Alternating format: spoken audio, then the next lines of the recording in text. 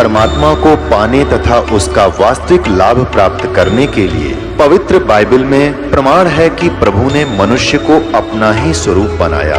6 दिन में सृष्टि रचकर 7वें दिन विश्राम किया। कुरान शरीफ में प्रमाण है कि हजरत मोहम्मद को खुदा स्वयं कह रहे हैं कि मैंने तुम्हें उस परमात्मा की महिमा बताने के लिए भेजा है। वो परमात्मा कबीर है जिसने 6 दिन में सृष्टि रची तथा 7वें दिन तख्त पर जा विराजा। उसकी खबर किसी बाखबर से पूछ कर तो देखो। कृपया अवश्य सुनिए जगत गुरु तत्वदर्शी संत रामपाल जी महाराज के अमृत वचन। अक्षर पुरुष एक पेड़ है, सरपुरुष वाकी डार, तीनों देवा रजगुण ब्रह्मा सतगुण विष्णु तम गुण शिव जी। ये शाखा है पात रूप संसार। और मूल कौन है? वो परम अक्षर ब्रह्म है। गीता अध्याय नंबर 15 के श्लोक नंबर 16 और 17 में कहा है कि सरपुरुष और अक्षर पुरुष 2 पुरुष हैं, 2 प्रभु हैं, और इनके अंतर्गत जितने प्राणी हैं और ये स्वयं भी नाशवान हैं। इनकी जन्म मृत्यु होती है, लेकिन जीव आत्मा किसी की नहीं मरती। इसलिए 15वें अध्याय के 17वें श्लोक में कहा है उत्तम पुरुष तु अन्य परमात्मा इति उदारते। इनसे अन्य है वो श्रेष्ठ भगवान। वो तीनों लोकों में प्रवेश करके सबका धारण पोषण करता है, और वो है अविनाशी भगवान। तो परमात्मा ने कहा कि आपका गीता ज्ञानदाता कहता है 15वें अध्याय के 4थे श्लोक में कि अर्जुन, उस तत्व ज्ञान की प्राप्ति के उपरांत परमेश्वर के उस परम पद की खोज करनी चाहिए, जहां जाने के बाद साधक फिर लौटकर कभी संसार में नहीं आते। और जिस परमेश्वर ने संसार रूपी वृक्ष की रचना की है, सारे ब्रह्मांडों की रचना की है, और अपने विषय में खुद कहता है दूसरे अध्याय के 12वें श्लोक में, 4थे अध्याय के 5वें और 9वें श्लोक में, और 10वें अध्याय के 2 श्लोक में कि अर्जुन तेरे और मेरे बहुत जन्म हो चुके, तू नहीं जानता मैं जानता हूं। तो वो तो नाशवान है, वो किसी अविनाशी परमात्मा की शरण में जाने और उस स्थान को प्राप्त करने के लिए कह रहा है जहां जाने के बाद साधक कभी जन्म मृत्यु में नहीं आते। वो कौन है? राम कृष्ण कोटो गए धनी एक का एक। ये तेरे राम कृष्ण तो करोड़ों मर लिए, और वो धनी, वो कुल मालिक अपनी महिमा पर बता रहे, वो धनी एक का एक। जिंद कहे धर्मदास से तुम बूझो ज्ञान विवेक। जिंदा रूप में परमात्मा बैठे धर्मदास जी से कह रहे हैं कुछ विवेक से ज्ञान पूछ मेरे ते। ये केवल एक रूढ़िवादी की तरह आरूढ़ ना हो इस गलत साधना और ज्ञान पर। अब क्या कहते हैं? बोलत है धर्मदास सुनो जिंदे मम बानी। देख कितनी बुद्धि खराब हमारी। क्या कहता है धर्मदास जी के? बोलत है धर्मदास सुनो जिंदे मम बाणी। मेरी वाणी सुनो, वचन। कौन तुम्हारी जात कहाँ से आए प्राणी। भगवान तो धर्मदास जी को स्वामी जी कह रहे हैं, और धर्मदास जी परमात्मा को कह रहा है ए जीव तू कहाँ से आया, तेरी क्या जाति है। बोले जिंद कबीर सुनो बाणी धर्मदासा। हम खालिक हम खलक सकल हमरा प्रकाशा। साफ कह दिया मैं मालिक, और यह सब खालिक, सारी सृष्टि मैंने रची है, और यह सब मेरा ही प्रकाश, मेरी ही कृपा से ये सब कुछ चल रहा है। हम रचे सब पाषाण नदी सब खेल हमारा। अचराचर चौखान बनी विधि भार 18-12। हम सृष्टि संजोग विजोग की हो बो भांति। हम ही आद अनादि हैं, हम हैं अवगत के नाती। हम साहेब सतपुरुष हैं, ओए होए, हम साहेब सतपुरुष हैं, ये सब रूप हमारे। जिंद कहे धर्मदास से हम पूर्ण करतारे। अब एक बाबा के रूप में विराजमान, और वो बैठा बना साधु संत वैष्णव और ऊंच जाति का धनवान। बता कैसे ठिकाना बुद्धि आओ, काल ने ऐसी हवा भर दी हमारे अंदर। अब पहले ये पंचर किया जाएगा आपके अंदर जो गलत हवा भरी हुई है, गलत ज्ञान भरा हुआ है, फिर नए सिरे वो हवा निकाल लेंगे और फिर ऐसी भर देंगे, सदा के लिए ऐसे टायर दे देंगे कभी पंचर ना हुआ। अब जब परमात्मा ने ये कहा हम साहेब सत्य पुरुष हैं, ये सब रचना हमारे। जिंद कहे धर्मदास से हम पूर्ण करतारे। अब धर्मदास जी क्या कहते हैं? बोलत हैं धर्मदास सुनो सर्वंगी देवा, दिखत पिंड और प्राण कहो तुम अलख अबेवा। आपके सारा शरीर दिखाई देता है, आप बोल रहे हो और आप कहते हो मैं विधेय हूं। अब पुणात्मा यहाँ ये नकली कबीरपंथी उलझे बैठे। विधेय किसे कहते हैं? विधेय जिसका देह ना हो। एक तो देह हमारी मिट्टी की और परमात्मा की देह वो एक तत्व की। तो विधेय का अर्थ है जिसकी विलक्षण देही हो। तो कहते हैं परमात्मा बोले, बोलत है धर्मदास सुनो सर्वंगी देवा, दिखत पिंड और प्राण कहो तुम अलख अबेवा। नाद बिंद की दे शरीर है प्राण तुम्हारे, और तुम बोलत बड़ बात नहीं आवत दिल हमारे। तुम कहते हो भगवान और आपके ये शरीर दिखाई देता है। खान पान अस्थान देहे में बोलत दीसम, और कैसे अलख स्वरूप भेद कहिए जगदीसम। तुम दिखे मेरे की तरह आदमी सा और आप कैसे भगवान हो, बताइए मुझे।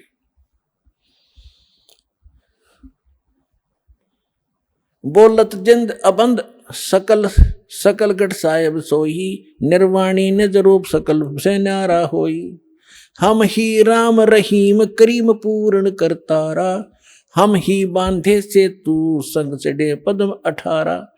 हम ही रावण मारा लंक पर करी चढ़ाई, हम ही 10 सिर फोड़ देवता की बूंद छुड़ाई।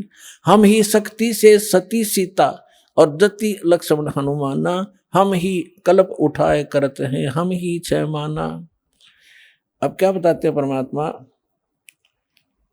कि तेरे रामचंद्र का ब्योत नहीं था, रावण को मार दे या उस समुद्र पर पुल बना ले। हाथ जोड़ के खड़ा रहा 3 दिन थी समुद्र में।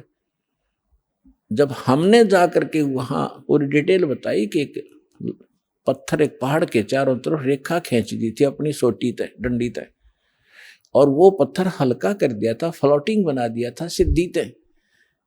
और ये अनुमान अर्थ बाद में हमने ठाठा लाए थे और जब बना था।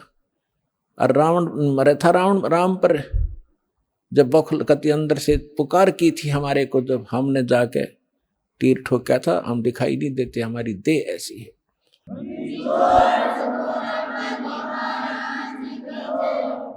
फिर कहता है बोलत है धर्मदास जिंद जननी को थारी। परमात्मा कहते क्षण में धरती पग धैरूं और क्षण में आकाश, हमरी गति कोई ना लखे सुन ले धर्मदास। नानक साहब जी कहते हैं अंधुला नीच जात परदेसी मेरा, छिन आवे तिन जावे तिल जावे। 1 सेकंड में यार 1 सेकंड में देखो ऊपर पावे, और ताकि संगत नानक रहंदा कैसे मोंढा पावे, उसका अंत कैसे पा सकता है।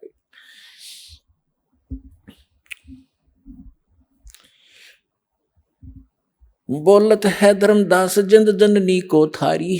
ए जिंदा तेरी माँ कौन है, तेरी जननी कौन है? कौन पिता परवेश कौन गतरेन आधारी, क्यों उतरे कल माई कहाँ कहो भेद सब भेद विचारा, तुम निज पूर्ण ब्रह्म का अनपान आहारा।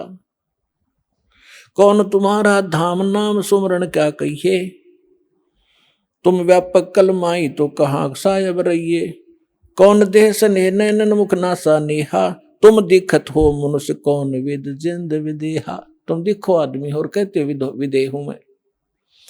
जिंद कहे धर्मदास, परमात्मा कहते सुन गगन सुन में हम रहे, गगन सुन में टॉप मोस्ट प्लेस पर, गगन सुन में हम रहे व्यापक सभी ठोरे, हृदय रैन हमारे है फूल पान फल मोरे।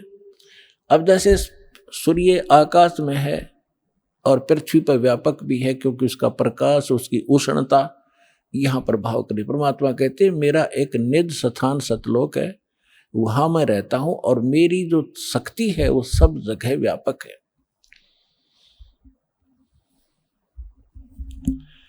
हम उतरे तुम काज सुन सेप किया पियाना, शब्द रूप धर देह समझ बानी सुरज्ञाना। हम तुम्हारे कारण ऊपर सुन से उतरे हैं, एज इट इज आए हैं हम। जैसे वेदों बताया परमात्मा ऊपर रहता है और वहां से गति करके आता है, बिजली जैसी तीव्रगामी, बिजली जैसी गति से आता है। हम उतरे तुम काज तुम्हारे लिए, और सुन, सुन माने जहां हम रहते हैं, जहां बिल्कुल एक ही स्थान है हमारा। सुन से किया पियाना, धर शब्द रूप दे धर समझ वाणी सुर ज्ञाना। निरख परख कर देख नहीं भौतक हमरी काया। परमात्मा बोले हाथ लगा के देख मेरा, ये मेरा शरीर तुम्हारे जैसा नहीं है। धर्मदास जी ने हाथ लगाया, जैसे रुई पकड़ लिया करे कि तो हार्ड नहीं, ऐसे पूरा शरीर दबा दबा के देखा। नरक परख कर देख नहीं हमरा भौतिक काया, हम उतरे तुम काज नहीं कुछ मोह ना माया। तुम दुखी पा रहे हो, भटक रहे हो, दुख पा रहे, इसलिए तुम्हारे कारण मैं यहां आया हूं। फिर क्या बताते हैं परमात्मा, सोन गगन में हम बसे हैं, अब पृथ्वी आसन थी हीरे। परमात्मा कहते हैं हम सतलोक में रहते हैं और अब तेरे सामने बैठा हूं। गगन सुन में हम बसे, पृथ्वी आसन थी हीरे। धर्मदास धोखा दिला, अब छानो नीर और खीर। अब दूध पानी निरख ले, कौन भगवान है, तू किसकी पूजा कर रहा है, क्या साधना करनी चाहिए। फिर क्या बताते हैं परमात्मा, ना जन्मू ना मरू और मैं ही आऊं जाही। क्योंकि परमात्मा कहते मैं ही आता और जाता हूं, एज इट इज जाता हूं, एज इट इज आ जाता हूं, मैं किसी जन्म नहीं लेता। शब्द विहंगम सोन में ना मेरे धूप न छाई। बोले जिंद सुनो धर्मदासा, हमरे पिंड प्राण नहीं श्वासा। परमात्मा बोले सुन ले धर्मदास, हमारे तुम्हारे जैसा शरीर नहीं है, मेरा शरीर श्वास से नहीं है। गर्भ योनि में हम नहीं आए, मादर पिदर ना जननी जाए। शब्द स्वरूपी रूप हमारा, के दिखलावे आचार विचारा। और फिर बताते हैं कि जो तू कहता मैं हम हिंसा नहीं करते, और हिंसा करने वाला मोक्ष प्राप्ति नहीं कर सकता। अब आप केवल उन्हीं को हिंसक मानते हो जो मुर्गे काटते हैं, बकरे काटते हैं, गायें काटते हैं, वो तो अपराधी हैं ही हैं, ये तो बिल्कुल घोर पाप है। लेकिन पाप तो वो भी है जो तुम सत्य ब्राह्मण की है हत्या, जो चौका तुम देवो नेता। जैसे डेली पोचा मारते हो फिनाइल से, पहले मिट्टी और गोबर से लिपा करते थे, इसमें कहते हैं एक ब्राह्मण की हत्या, भगत, ब्राह्मण माने भक्त साधक, एक भगत। वैसे तो किसी की भी हत्या कर दे आदमी की तो भी घोर पाप है, और भगत की हत्या और ज्यादा पापदायक बताई। फिर कहते हैं अगर तुम ब्राह्मण की हत्या को बहुत बुरी मानते हो तो सत्य ब्राह्मण की है हत्या, जो चौका तुम देवो नेता। जो तुम रोज चौका लीपते हो ना और फिर रोटी खाना बनाते हो, इतना पाप इकट्ठा हो जाता जैसे 70 ब्राह्मण मार दियो। 70 ब्राह्मण की है हत्या, जो चौका तुम देवो नेता। ब्राह्मण सन सत्या जो होई, जल स्नान करत हो सोई। जिस जोड़ में, जिस तालाब में तू नहा के निकला है और जिसमें जीव जंतु पड़े हैं, जैसे नहाते समय तूने रगड़ रगड़ कर मार डाले। कहते 1000 ब्राह्मण की हत्या कर दी, इतना पाप तेरे कोई सरोवर में, इस तीर्थ में स्नान करने से लगा। और बांधवगढ़ से यहाँ तक कैसे आए हो, पैदल चल के, और वहां से लेके यहाँ तक किस उद्देश्य से आए हो, भ्रमण करने के लिए, तीर्थ नहाने के लिए। तो जितने जीव तूने रास्ते में मारेगा वो भी तेरे बैड अकाउंट में होंगे। और जो तुम साधना कर रहे हो वो पापनाशक है ही नहीं। वो तो हमारे पास एक ऐसा मंत्र है, देखो इच्छा कर मारे नहीं। कोई भक्त चिंतित ना हो जा कि पोचा तो हम भी मारते हैं, खाना तो हम भी बनाते हैं, सैर सपट्टा हम भी करना पड़ता है। तो यहाँ परमात्मा ने बताया कि जैसे आप कपड़ा है, कपड़ा पहनते हो तो उसको वो मैल होगा ही होगा, मैल ना होगा तो उसको साबुन और जल उसका साधन बताया है कि उसको स्वच्छ रखो। जानबूझ कर तो गोबर में गिरा नहीं, वो गिरा तो मूर्ख है, तेल में डबो दे, वो तो महा मूर्ख होगा। उसका तो इलाज क्या है, उसको क्या समझा। जानबूझ के करे नहीं, और ऐसे को स्वाभाविक होता है तो उसका विकल्प है। तो जानबूझ के है जैसे बलि चढ़ाना, ईद बकरीद मनाना, या और भी माता बकरे मांगे, वहां दारू चढ़ती, शराब चढ़ती है, फलान बकवास करते, तो ये नहीं करना। ऐसे करोगे तो पाप है। और ये भी पाप है जो आप डेली करते हो। यदि आपके पास साबुन सही नहीं और जल नहीं, तो वो कपड़ा आपका मैला होते होते इतना हो जाएगा, पहचान में नहीं आएगा इसका कलर क्या है। तो आज आप जो साधना करते करते चल रहे हो, आपके ऊपर इतने पाप कर्म जमा हो गए, आपका अंतःकरण मैला हो चुका है। और इसको प्रतिदिन साफ करने की जो साधना आपने अपनाई है, ये साबुन और जल नहीं है, गारा को गारा में ही लपेट रहे हो आप इसको। गीता अध्याय नंबर 16 के श्लोक नंबर 23-24 को याद रखना। इसमें और भी काफी वर्णन दिया है, क्योंकि ये कभी जब आप एक बार सेटिंग हो जाएगी हमारे इस ज्ञान की, पूरे भक्तों के हृदय में समा जाएगी, फिर एक इस अमृतवाणी को अच्छी तरह पूरा कंप्लीट, जैसे रामायण की तरह पूरी कथा सुना कर सेट करके सुनाएंगे आपको। लेकिन अब हिंट इतना ही काफी है। तो फिर परमात्मा उनको सुनाने लगा, समझाने लगे कि ये सुनाई, सृष्टि रचना सुनाई परमात्मा ने, सारा कुछ कह के धर्मदास फिर बौखला गया क्योंकि मन में फिर दोष आ गया कि ये लगे मुसलमान ही, फिर माँ विष्णु महेश को कहता ये तो नासवान है, इनकी माता है, हमने कभी सुना नहीं। तो फिर अंदर में दोष आ गया और नाराज हो गए कि ब्राह्मण क्या कहने लगे। धर्म कह सुन जिंद तुम हम पाए दीदार, क्या कहते हैं, तेरे देवन की महिमा अपारम, ये है सर्वलोक करतारम। फिर वही बोलने लग गया क्योंकि तीन देवता की महिमा अपरंपार है, ये तीनों ये सर्व लोकों के करतार हैं। तेरे देवन की महिमा अपारम, ये है सर्वलोक करतारम। सुन जिंदा क्यों बात बनावे, झूठी कहानी मोहे सुनावे। मैं ना मानू बात हमारी, मैं पूजतू विष्णुनाथ मुरारी। शंकर गौरी गणेश पुजाऊं, इनकी सेवा सदा चतलाऊं। परमात्मा ने सोचा ले भाई काल फिर आ गया इसके अंदर, अरे ये बुद्धि भ्रष्ट, इतना माथा चाट के मेरा फिर वही बोल रहा है। फिर अंतर ध्यान हो गए। और जब वो कह तो गया गुस्से में, क्योंकि ये पिछला ऐसी बनती है, कई जितने भी आप यहाँ आए हो 90% जिन्होंने पहली बार ये ज्ञान सुना या टीवी पर देखा, 20 गाली दी होंगी दास को, ये क्या बकवास कर रहा है, ब्रह्मा विष्णु में इसको क्या बता रहा है। और आज आपको क्या दिखाई देता है, आपका मोतियाबिंद था, वो दास ने ऑपरेशन कर दिया इस ज्ञान से, परमात्मा के ज्ञान से। आज इसको, इस ज्ञान के अतिरिक्त आपको कुछ भी दिखाई नहीं देगा। तो वही धर्मदास के साथ बनी।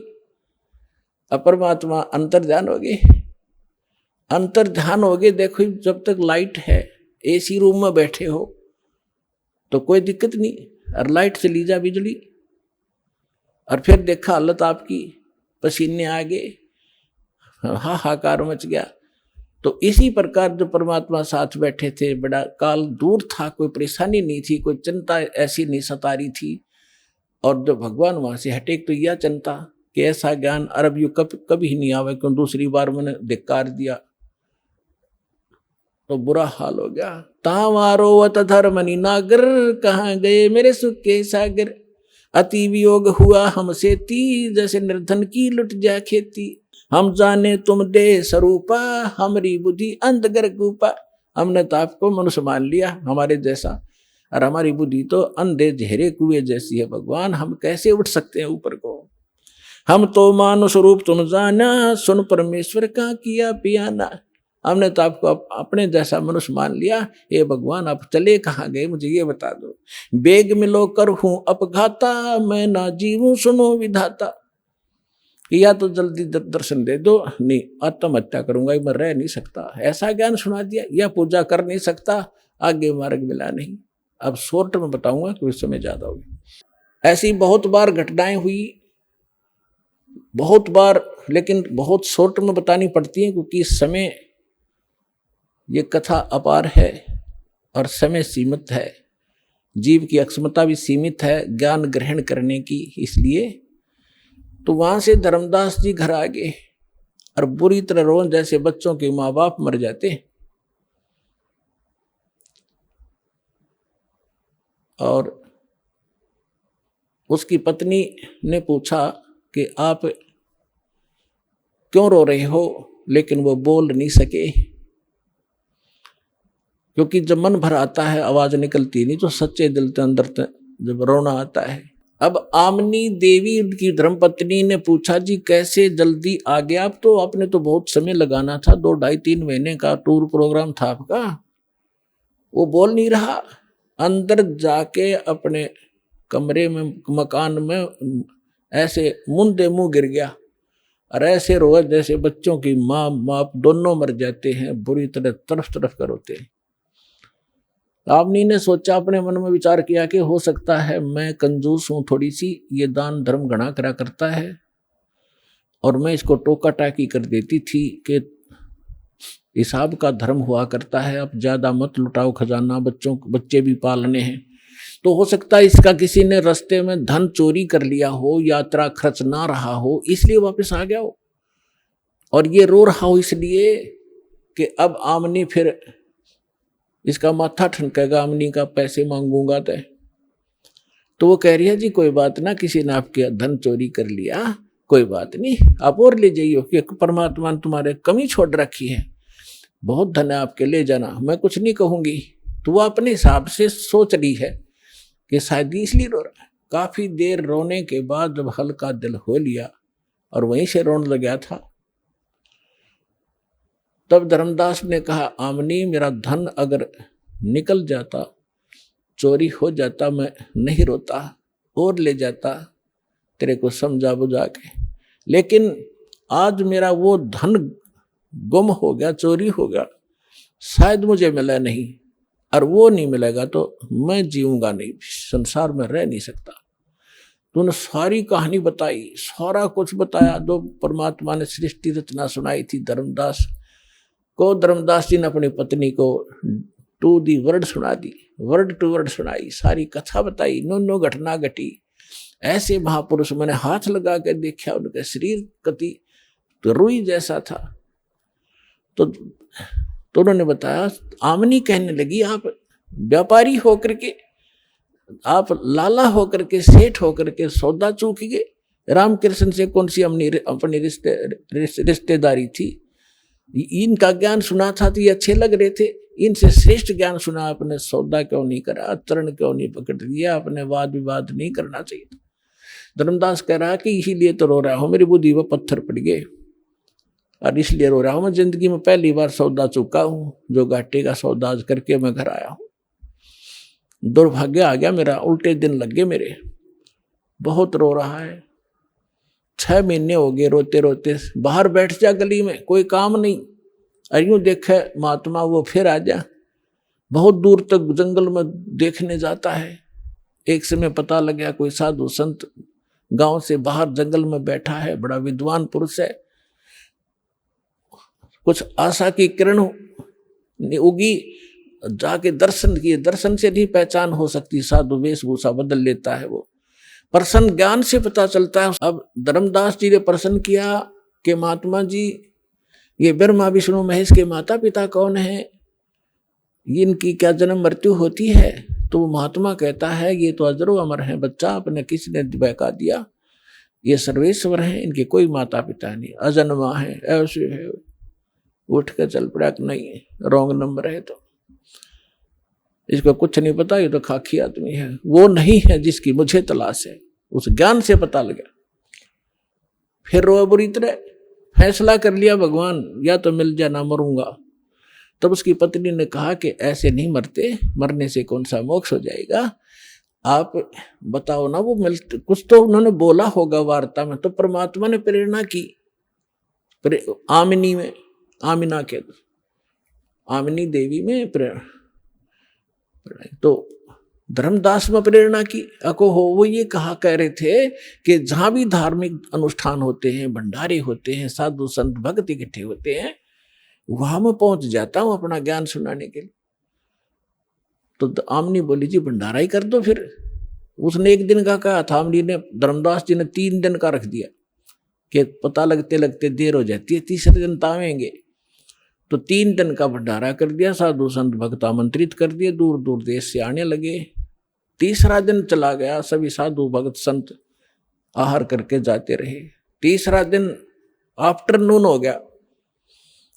अब धर्मदास ने फाइनल कर लिया, यदि आज परमात्मा नहीं आए, फाइनल कर लिया कि फांसी खा कर मरूंगा आज, हृदय से कति फाइनल कर लिया। वो तो अंतर्यामी है, आज पक्का काम बिगाड़ेगा ये। उसी समय परमात्मा आगे और वहां से 50 गज की दूरी पर, 100-125 फुट की दूरी पर, 50-60 की दूरी पर एक कदम का पेड़ था। उस कदम के पेड़ के नीचे परमात्मा उसी रूप, जिंदा वाले रूप में वेशभूषा में बैठ गए। अब धर्मदास जी खाना उधर खिला रहा है भंडारे वालों को और देख रहा है इधर उधर, उनमें कोई था ही नहीं। वो ऐसे देखा सामने एक वृक्ष के नीचे वही जन देखा बदन शरीरम, बैठे वृक्ष कदम के तीरम। वही जिंदा महात्मा का शरीर और एक कदम के पेड़ के नीचे बैठे हैं। भाग्या गया दौड़ कर, शरणों में पड़ गया, बुरी तरह रोए, नो गले के लिपट गए। ए भगवान, इब का ना छोड़ कर जाना अपने दास को, अब के ना छोड़ना भगवान, जो कहोगे मैं सारी मानूंगा। तो परमात्मा बोले ठीक है, मैं इसलिए आया हूं कि तेरे को ज्ञान समझाऊंगा, ऐसे कर इन सबको फारिग कर दे जितने भी ये नकली बैठे हैं संत साधु। वो परमात्मा ने इसलिए कहा कि अगर मैं इनके सामने चर्चा करूंगा, मैं एक बताने वाला, ये 10 भरमाने वाले जो कहे झूठ बोल रहे, ये कहाँ से लिया ज्ञान फलान है, तो इस आत्मा को ये समझन नहीं देंगे। इसलिए उनको सबको फारिग करा। और धर्मदास अपने परमात्मा को लेकर घर में प्रवेश किया। अपनी पत्नी से कहा कि आजा, मिल गया भगवान मुझे, ये है मेरा धन जो खो गया था, आज मिल गया। कहने का भाव ये लंबा ना करे दास, कि उन्होंने दोनों ने उपदेश लिया। आमनी ने कहा भगवान आपने, ये आपका भगत बहुत नरम आत्मा का था, यदि मैं इसको सांत्वना ना देती तो ये पहले मर जाता, इतना दुख नहीं देना था अपने बच्चे को, ये तो मर जाता। तो परमात्मा ने कहा कि बेटा इसको मैंने ताव दिया है, लोहे जैसा ताव दिया। जैसे लोहा गर्म कर दिया जाता है तो लोहार उसका दुश्मन नहीं होता, या सुनार सोने को गर्म करता है, इसलिए कि जो चाहो आभूषण बनाऊंगा।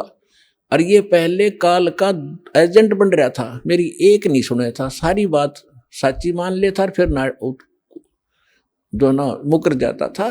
तो बेटा अब इसका लोहा गर्म कराया है मैंने, 6 महीने तक इसको तड़फा के, अब मैं जो कहूँगा ये सारी स्वीकार करेगा, इसलिए ये ताव दिया था।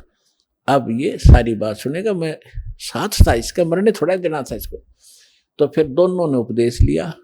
फिर क्या हुआ, धर्मदास ने रट लगा दी, भगवान मुझे वो लोग दिखा दे, वो लोग दिखा दे। परमात्मा बोले अरे मैं जो कह रहा हूँ वह मान ले, देख लेगा जब भी वही बात है, मुझे विश्वास कर, मैं झूठ नहीं बोल रहा, कि नहीं वो स्थान दिखा दो, वो भगवान कैसा है।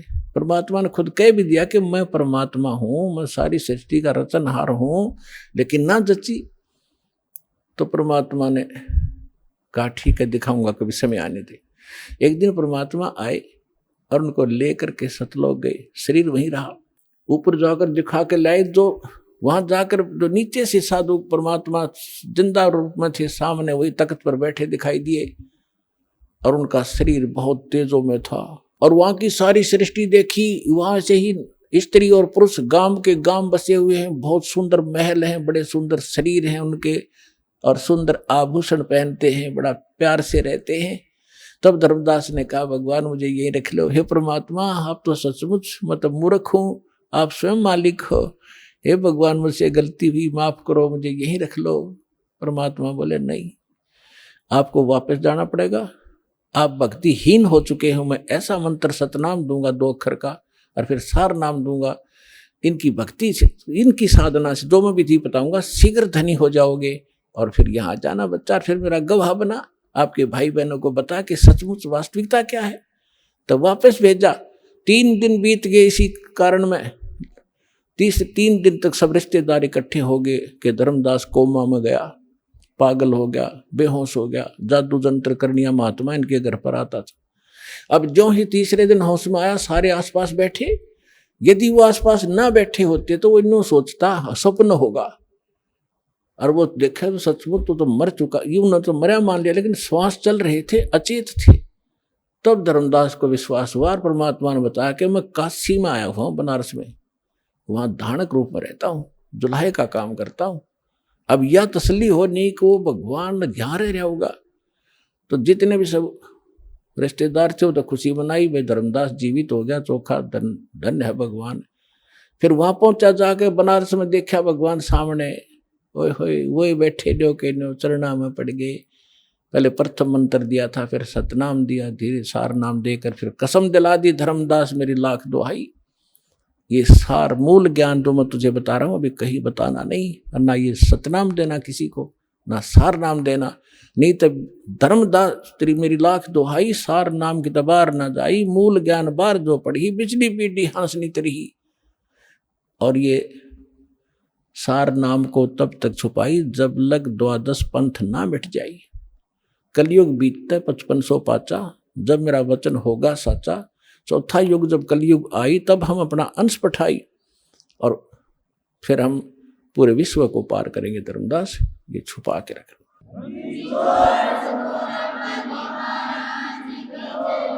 तो वो समय भी आ गया है बच्चों। पुण्यात्माओं इस अमर कथा में अरुचि ना करना है।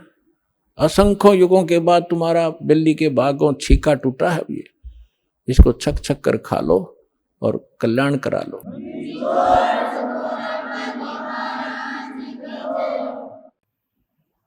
परमपिता परमात्मा पूर्ण ब्रह्म सारी सृष्टि के रचनहार कबीर देव, कबीर साहब, कबीर परमेश्वर जी की असीम रजा से आप सभी पुण्यात्माएं सत्संग सुनने के लिए उपस्थित हुए। धन्य है आपके माता पिता जिनसे जन्म हुआ। ऐसे समय में जिन पुण्यात्माओं के को मानव शरीर प्राप्त है उनके पिछले पुण्य बहुत ज्यादा है, और वो पुण्यात्माएं मानव शरीर प्राप्त उनसे भी अधिक पुण्यकर्मी हैं जिनके अंदर परमात्मा की रुचि है, जो आस्तिक है, और उनसे भी गुड बेटर बेस्ट यानी बेस्ट पुण्यात्माएं वो हैं जो बरवाला सतलोक आश्रम बरवाला जिला हिसार हरियाणा में पहुंच रहे हैं, दीक्षा प्राप्त कर रहे हैं, अपना अनमोल जीवन सफल कर रहे हैं। आप उन पुण्यात्माओं में से हैं जो तीसरे नंबर के वेरी वेरी गुड बेस्ट, तो आप बहुत ही बहुत ही बहुत ही पुण्यकर्मी प्राणी हैं। अभी तक आप बच्चे हो, कोई द्वितीय मंत्र प्राप्त है, कोई प्रथम मंत्र ही ग्रहण किए हुए हैं, कोई अभी ज्ञान ही सुन रहा है। आप तो बालक हो इस मार्ग में, ये दास मास्टर हो गया इस मार्ग का, परमात्मा से परिचित हुआ, अध्यात्म ज्ञान से कंप्लीटली परिचित हुआ। इस दास को मालूम है कि आप कितनी पुण्यात्माएं हैं जिसका कोई भी वर्णन या कोई पैमाना नहीं है जिसे नाप कर दिखा दूं। लेकिन अर्ज है इस दास की परमात्मा की इस रजा को आजीवन बनाए रखना। राम नाम रटते रहो, राम नाम रटते रहो, जब तक घट में प्राणी, कभू तो दीन दयाल के है, भनक पड़ेगी कौन। तो आप जी ने परमात्मा का जो सत मंत्र, सच्चा नाम, सच्ची साधना और ये मूल ज्ञान आजीवन सुनते भी रहना है और सिमरन भी करते रहना है और मर्यादा में भी रहना है। परमात्मा कहते हैं औखद खावे और पत्थर है, वही स्वस्थ होते हैं जो औषधि भी ले और पथ्य यानी परहेज रखे। तो हमारी मर्यादाएं इस मार्ग की परहेज हैं और ये औषधि, ये मंत्र हैं, सब साधनाएं आपने आजीवन करना है। तो सत्संग में आने से प्राणी को ज्ञान होता है कि तू कौन है, और ये जन्म और मृत्यु जिसको आप असंख्य जन्मों से झेल रहे हो, इससे पीड़ित हो, इसका रीजन क्या है, कारण क्या है? जन्म होने से पहले का आपको ज्ञान नहीं, कहाँ थे? और ये थोड़ा सा जीवन है, इसका कोई पूरा ये भी नहीं है कि इतना फिक्स्ड है। हम अप्रोक्सीमेट मानकर चल रहे हैं, अप्रोक्सीमेटली के 100 वर्ष तक वर्तमान में कलयुग में मनुष्य जीवित रह सकता है, 2-4 वर्ष आगे और पीछे। ये कोई बात नहीं हुई। यदि हम 80-90 वर्ष भी जीवित रहे और मृत्यु फिर भी हो गई, सारे जीवन में हमने जो संग्रह किया, जिस संतान और संपत्ति के लिए हम आजीवन अपना पूरा मानव शरीर लगा दिया, डिवोट कर दिया, और हमारे सामने परिवार भी मृत्यु को प्राप्त हो जाता है। हमारे सामने जो संपत्ति हमारे पास हमने सारा जीवन एकत्रित की, वो नष्ट हो जाती है। जैसे सन 2000 के अंदर 26 जनवरी भूकंप आया गुजरात के अंदर, जिन मकानों को, जिस प्रॉपर्टी को बनाते बनाते 2-2, 3-3 पीढ़ियां लगी, अंत में उन्हीं के नीचे दबकर मर गए, मृत्यु को प्राप्त हो गए, परिवार नष्ट हुए। What is this? ये क्या है? हम सोच भी लेते हैं, लेकिन हम इतने अभ्यस्त हो गए कि वो मर गए, दुख है, खेद है, बहुत बुरा हुआ, शेष बचे हैं अपना उसी स्पीड से वही कर्म, वही क्रियाएं कर रहे हैं जो वो कर रहे थे। आप में क्या परिवर्तन आया? नहीं आ सकता, क्योंकि हम काल के खिलौने हैं, उसी के रिमोट से हम चल रहे थे। अब जब आप सतलोक आश्रम बरवाला जिला हिसार हरियाणा में आ जाओगे, फिर आपका रिमोट कबीर परमेश्वर जी के हाथ में आ जाएगा। फिर उस शरारती शक्ति काल की कुछ नहीं चलेगी यदि आप मर्यादा में रहोगे। परमात्मा कहते हैं, जब लग हंसा हमरी आना, और काल लगे दी तेरा बाना। बाना माने बाण, तीर। तेरा अचानक, कहते पग पग पर ये तक तक मारे, काल अचानक बाणा। पग पग पर, तक तक के अचानक बाण तीर मार देता है, किसी को दुर्घटना से, किसी को किसी रोग से, किसी को हार्ट अटैक से, कहीं भूकंप से। इसने उद्मस तारणते मतलब है, इसके रहम नहीं है, इसलिए इसने स्वयं भी स्वीकारा है गीता अध्याय नंबर 11 के श्लोक 32 में कि मैं काल हूं अर्जुन। अर्जुनों का मैं काल हूं, और फिर उसी को हम पूज रहे हैं। हमारे कर्म फूट गए, हमारी ज्ञान वाली आंखें खत्म हो चुकी थी। सतगुरु आए दया करी, ऐसे दीन दयाल, बंदी छोड़ वृत्तास कहा, जठरगनी प्रतिपाल। सतगुरु आए, गरीबदास जी को जो परमात्मा मिले थे वो उनके सतगुरु भी थे, और स्वयं वो गॉड भी थे, सुप्रीम गॉड थे। इसलिए गरीबदास जी की वाणी को जब हम सतगुरु शब्द पढ़ें तो समझो परमेश्वर माने। तो यहां गरीबदास जी कहते हैं, परमेश्वर आए दया करी, खुद आए अपना वास्तविक ज्ञान बताने के लिए, और हमें इस जन्म मृत्यु का राज समझाने के लिए कि तुम क्यों जन्म रहे हो, क्यों मर रहे हो, ये क्या कारण है। जिस संतान को आप अपना मानते हो, 1 मिनट में मृत्यु हो जाती है, आप कहीं गधे बनकर घूम रहे होते हो और संतान वहीं दुख उठा रही होती है इस काल के लोक में। तो आपकी कैसे हुई वो? जिस संपत्ति को अपना मानते हो, अरबों खरबों रुपए आपके पास हो गए, बैंक बैलेंस बना लिए, कोठी बना दी, 3 प्लाट ले लिए 20, और आप जी की मृत्यु होगी, आप बन रहे हो कुत्ते, तो सिर में मार ले उस 20 प्लाटों को, धर ले सिर पे, क्या फायदा हुआ इसका?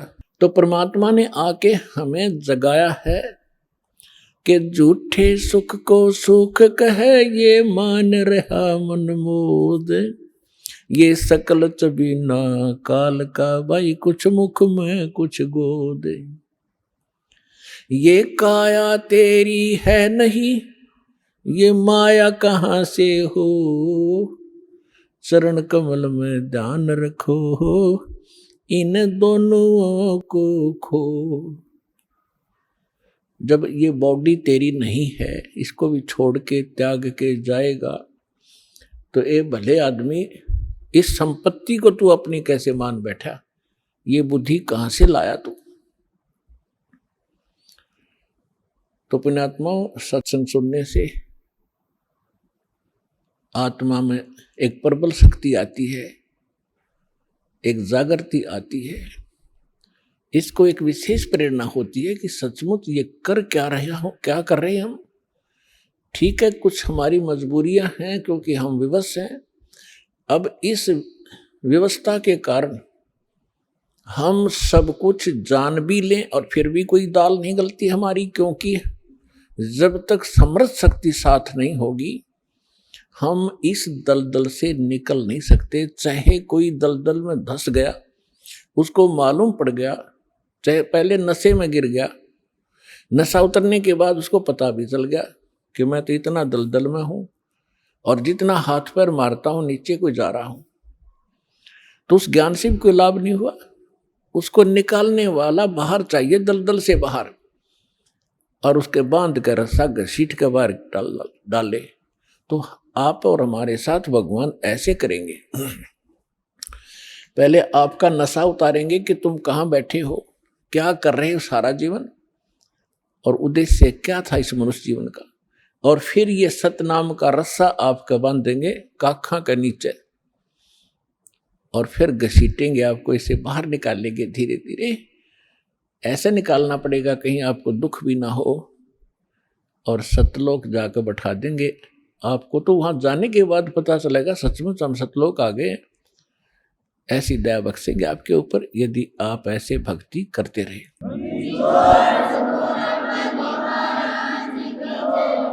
और उससे पहले जब तक आपका संस्कार यहाँ कोई बेटे के साथ है, बेटी के साथ है, पिता माता के साथ है, भाई बहन के साथ है, कोई रिलेटिव से संबंधित है, तो उन आपके जो ऋण है एक दूसरे का, उसको भी परमात्मा आपका साफ करवाएंगे।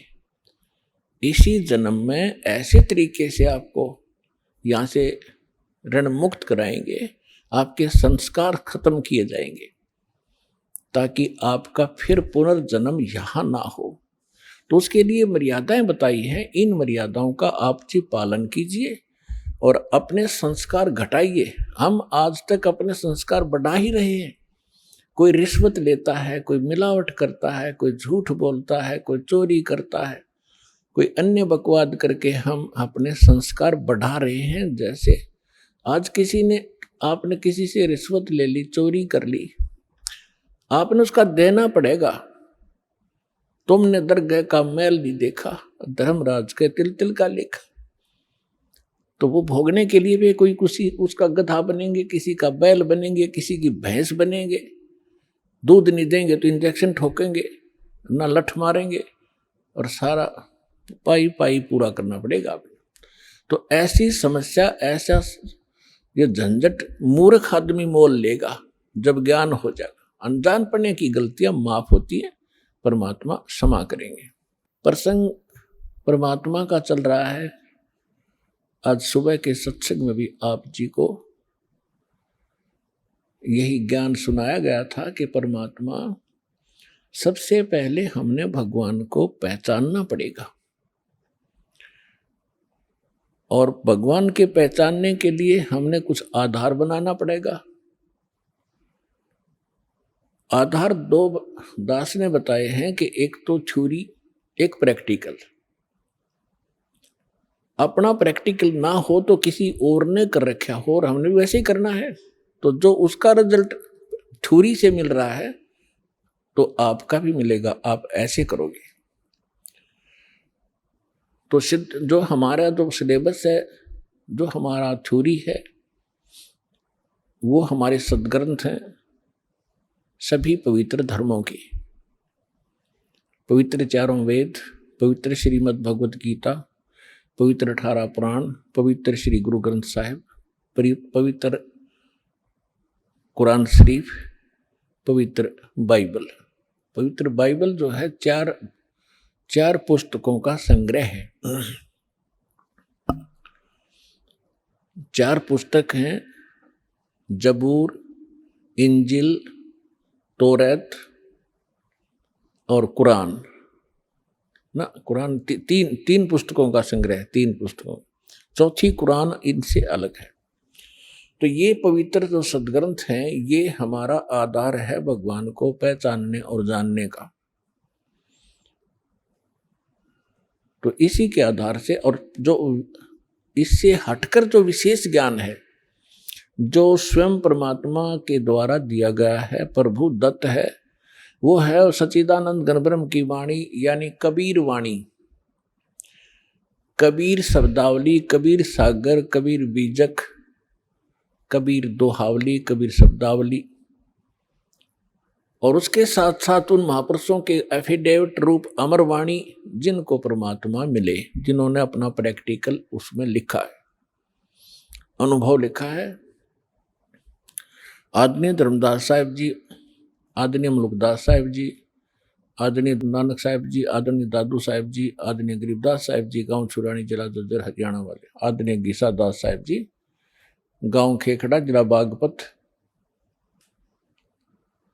उत्तर प्रदेश वाले। इन महापुरुषों के अमर ग्रंथ हमारे पास विद्यमान हैं। इनकी अमर वाणी जो एफिडेविट रूप में है कि हमने भगवान देखा, भगवान ऐसा है, उसका ये नाम है, और वो यहाँ भी आता है और सतलोक में भी वही कंट्रोल करता है। तो उसके बाद हम आगे बढ़ेंगे, तभी हम भक्ति में सफल हो पाएंगे। तो पुण्यात्माओं, आज से 600 वर्ष पहले परमेश्वर आए थे, और परमात्मा चारों युग में आते हैं। चारों युग में संत पुकारे, कूक कहा हम हेल रे, हीरे माणिक मोती बरसे, ये जग चुगता डेल रे। चारों युग में परमात्मा कहते मैं आया, और जैसा कि वेदों में विधान आपको बताया कि परमात्मा सतलोक में रहता है, वहां से गति करके आता है, शरीर आता है, और यहाँ अच्छी आत्माओं को मिलता है, उनको तत्व ज्ञान से परिचित कराता है। कवि की तरह आचरण करता हुआ परमात्मा घूमता रहता है, अपने यथार्थ ज्ञान को लोकोक्तियों के माध्यम से, दोहावलियों के माध्यम से, साखियों के माध्यम से, चौपाइयों के माध्यम से वर्णन करता है, जिस कारण से वो एक प्रसिद्ध कवि भी कहलाते हैं। ये हमारे सदग्रंथ वेद बताते। तो उसी लीला अनुसार परमात्मा अपने जैसी लीला, उसके गुण हैं, वो गुण विद्यमान ही हैं, वो करते ही करते हैं। तो बर्फ जो होती है, आइस, ये चाहे सर्दी में कहीं रखी हो, चाहे गर्मी में, उसका स्वभाव वैसा ही होगा। उसके गुण हैं, ऐसे परमात्मा के गुण हैं, और वो वेदों में अंकित है। उसी के आधार से दास आपको बता रहा है। इसी आधार से परमात्मा खुद भी बता रहे हैं, चारों युग में संत पुकारे, कूक कहा हम ढेल रे, हीरे माणिक मोती बरसे, ये जग चुगता डेल रे। सतयुग में सत सुकृत कह टेरा, त्रेता नाम मुनींदर मेरा, द्वापर में करुणा में कहाया, कलयुग नाम कबीर दराया। मात पिता मेरे कछु नाही, ना मेरे घर दासी, जुल्हे का सुत आने कहाया, ये जगत करे मेरी हासी।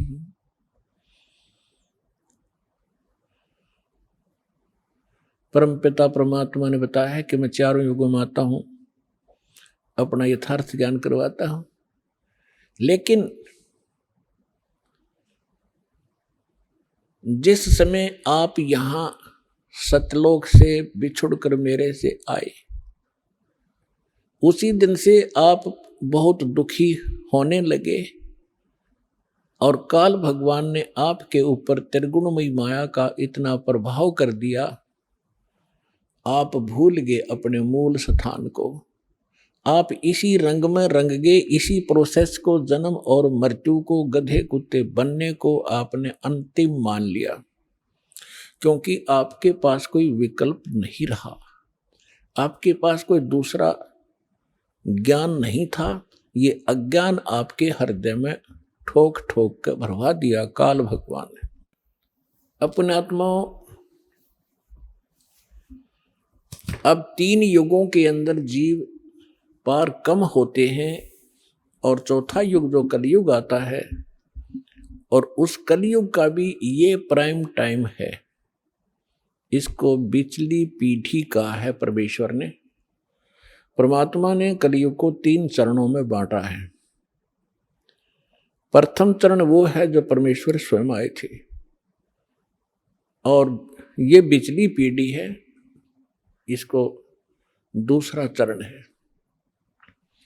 और अंतिम जो लास्ट चरण है कलयुग का, तो इन तीनों को बांटा है परमात्मा ने, क्योंकि प्रथम चरण के अंदर ये जीव घने दुखी नहीं होते। सतयुग से के ऊपरले पहले वाले युगों से की तुलना में तो दुखी होते हैं, लेकिन इतने नहीं होते, इतनी जलालत नहीं भरती जितनी अब भरगी हमारे अंदर। इसका कारण क्या है ये बताएंगे आपको। अब परमात्मा ने, जब हम यहां आ गए, हम मरने लगे, जब हमें बहुत दुख हुआ। क्यों मर रहे हैं? एक व्यक्ति के बारे में बताते हैं, एक राजा बना और लाख वर्ष तक जीवित रहा, लाख वर्ष तक राजा ही रहा, और मरने लगा। जब उससे यमदूत लेने आए तो उसने कहा, मुझे एक सांस और दे दो। यमदूतों ने कहा कि खबरदार, एक सांस भी लिया। उसने कहा, तुम मेरी सारी पृथ्वी ले लो, मुझे कुछ जीवन दान दे दो। उन्होंने कहा कि हम ये नहीं कर सकते, तेरा समय आ गया, तू चल। तो हम मरना क्यों नहीं चाहते? हम अपने आप को वृद्ध भी देखना नहीं चाहते। आप देखते हो आजकल कितनी बकवादें चल गई हैं। ये बूढ़े बूढ़े हीरो 70-70 साल के मेकअप करवा के, सर्जरी करवा के, इन हड्डों पर कितने दिन सर्जरी कराओगे? फिर यह सर्जरी शमशान घाट पर होगी थारी। फिर कराइयो के सर्जरी कराओगे, गधे कुत्ते बन कैसे बूढ़े मुंह लगेंगे तुम्हारे। तो इस तरफ ना ध्यान जाता कि हम यहाँ कहाँ रह रहे हैं, क्या की सर्जरी करवा रहे हैं। तो हम न तो वृद्धावस्था पसंद करते, यह भी गलत है। अब देखो, बालकपन में ज्ञान नहीं, और जब जवानी होती है, जब बकवाद करवाता काल सारी समझ बना आती तरीके आगे बुरी भी बनेगी, कोई कह तो भी नहीं समझ में आती, क्योंकि तब तक हमारी बुद्धि काल प्रेरणा से प्रेरित रहती है। जब हम कबीर साहब की शरण में आ जाते हैं, फिर हमने सारा समझ में आता है हमारे साथ क्या बनने वाला है। फिर हम डरते हैं, जो विकल्प भगवान ने बताया वो करते हैं। तो यहाँ जब हम वहां से आगे, हम बहुत दुखी हुए, रोने लगे, हाहाकार मची। एक व्यक्ति मर जाता, सारा परिवार रिश्तेदार तक टक्कर मारने लग जाता। आइए अब हम उन श्रद्धालुओं के अनुभव जानते हैं जो जगत गुरु तत्वदर्शी संत रामपाल जी महाराज जी से दीक्षा प्राप्त कर चुके हैं तथा उनके द्वारा बताए गए भक्ति मार्ग पर चल रहे हैं। नमस्कार जी। नमस्कार सर। क्या नाम है जी आपका? सर मेरा नाम आंचल रावत है। आंचल रावत जी, आप कहाँ से हैं? सर मैं जिला टिहरी उत्तराखंड से हूँ। आंचल जी, संत रामपाल जी महाराज से नाम दीक्षा आपने कब ली? संत रामपाल जी महाराज जी से नाम दीक्षा मैंने 2019 को ली थी। संत रामपाल जी महाराज से नाम दीक्षा लेने से पहले आप क्या भक्ति साधनाएं किया करती थी? संत रामपाल जी महाराज जी से नाम दीक्षा लेने से पहले सर मेरी फैमिली राधा स्वामी पंथ से जुड़ी थी, तो हमने भी बचपन से वही भक्ति करी है। क्या कारण बना कि आप संत रामपाल जी महाराज की शरण में आई? संत रामपाल जी महाराज जी की शरण में आने का कारण पहला तो एक मेरी तबीयत ख़राब हो चुकी थी और साथ में मेरे पापा हैं, उनकी भी तबीयत ख़राब हो गई थी। सर मेरे जो था पूरे बॉडी में पेन होता था, तो क्या बोलते हैं, हमने काफ़ी डॉक्टर्स को दिखाया तो उसमें कहीं पे अपेंडिक्स निकला तो कहीं पे कुछ और अलग अलग प्रॉब्लम्स निकली, तो वो ठीक नहीं हुई। और मेरे पापा को लंग्स डिजीज़ थी तो वो भी कहीं ठीक नहीं हुई। इस कारण से हम संत रामपाल जी महाराज जी के पास हैं। तो संत रामपाल जी महाराज से नाम दीक्षा लेने के बाद क्या आपको कोई लाभ भी मिले? हाँ जी सर, संत रामपाल जी महाराज जी के शरण में आने के बाद हमें बहुत लाभ हुए। मेरी जो बीमारी थी, पहले तो हमें मोक्ष का साधन मिला, जन्म मरण से जो छुटकारा वो हमें मिल चुका था। मेरे साथ ऐसी प्रॉब्लम होती थी कि मैं स्कूल जाते टाइम ही सुबह मेरे पेन स्टार्ट हो जाता था, जैसे स्कूल का टाइमिंग होता था, और 12-1 बजे के करीबन वो मेरा जो दर्द होता था वो ठीक हो जाता था, मतलब मैं बेहोश जैसी हो जाती थी। और स्कूल का टाइमिंग जैसे ही ख़त्म होता था वो सही हो जाता था पेन, मतलब वो सिर्फ स्कूल के टाइमिंग पे मेरा जो दर्द था वो पूरा रहता था।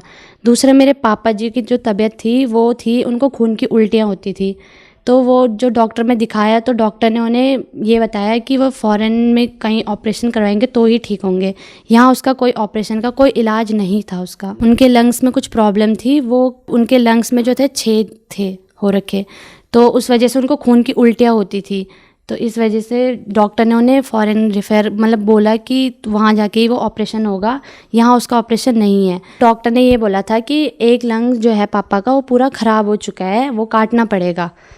तो फिर मतलब उन्होंने फ़ॉरेन का बताया कि वहाँ जाके इसका ऑपरेशन हो सकता है। अगर ये ऑपरेशन होगा, मतलब उसमें कोई चांसेस नहीं थी कि उनका बचना, कोई चांसेस नहीं था। अगर ये ऑपरेशन मतलब सक्सेसफुल हो ना हो, इसकी कोई गारंटी नहीं थी। संत रामपाल जी महाराज जी की शरण में आने से ही पहले तो मैं ठीक हुई, और दूसरे मेरे पापा हैं, उनकी तबीयत भी एकदम ठीक हो गई। और तो अभी हमें पहले ये 3 लाभ मिल गए। मुझे मेरी आयु जो परमात्मा ने, संत रामपाल जी महाराज ने बढ़ा दी, मेरे पापा की आयु संत रामपाल जी महाराज जी ने बढ़ा दी। बाकी दिन प्रतिदिन हमें लाभ मिलते ही रहते हैं, तो बहुत बड़े चमत्कार, छोटे छोटे बड़े बड़े चमत्कार होते रहते हैं हमारे साथ संत रामपाल जी महाराज जी की दया से।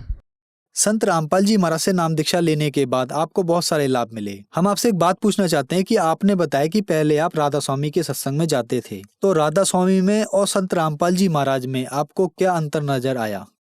राधा स्वामी में जो सत्संग मतलब जो बताया जाता था वो हमारे वेद शास्त्रों के अनुसार नहीं था, और संत रामपाल जी महाराज हमारे वेद शास्त्रों से प्रमाणित ज्ञान हमें बताते हैं। तो यही फ़र्क सबसे बड़ा तो यही था कि हमें शास्त्र अनुसार भक्ति मिली है संत रामपाल जी महाराज जी के पास आकर, जिससे हमें लाभ हुआ। संत रामपाल जी महाराज से नाम दीक्षा कैसे ली जा सकती है? संत रामपाल जी महाराज जी से नाम दीक्षा आज विभिन्न चैनलों पर संत रामपाल जी महाराज जी का सत्संग आता है, उसके नीचे एक येलो कलर की हेडलाइन आती है जिसमें नंबर्स हैं। उन नंबर पर कॉल करके आप संत रामपाल जी महाराज जी से नाम दीक्षा ले सकते हैं। धन्यवाद जी। अच्छा है।